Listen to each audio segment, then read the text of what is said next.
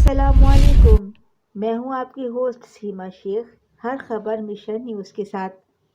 D P او گجرات سید توصیف حیدر نے گجرات کو اسلحے کی نمائش اور جرائم پیشہ عناصر سے پاک کرنے کے مشن کو تیز کر دیا۔ ضلع بھر میں ایلیٹ فورس کے ناکے سخت چیکنگ کا عمل جاری۔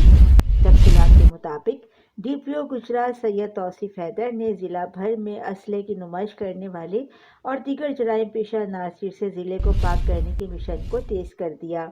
ڈی پی او گجرات کی ہدایت پر incharge elite force Abdul Ahad Butt نے ضلع بھر میں ناکہ بندی کروا دی۔ دوران ناکہ بندی مشکوک افراد کی چیکنگ کا عمل سختی سے جاری۔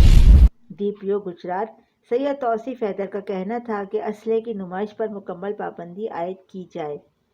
اسلحے کی نمائش کرنے والے عناصر کے خلاف بلا تفریق کارروائی کی جائے گی۔ ایلیٹ فورس کے ناکہ جات کا مقصد ضلع میں اسلحے کی نمائش کرنے والے عناصر کے خلاف مؤثر کارروائیاں کرنا ہے، جبکہ ناکہ جات پر موجود پولیس اہلکاروں کو دوران چیکنگ شہریوں کے ساتھ خوش اخلاقی سے پیش آنے کی بھی ہدایت کی گئی۔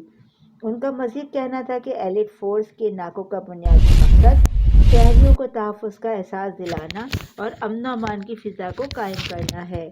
Bureau chief Mission News Gujranwala division Chaudhry Adnan Akhtar.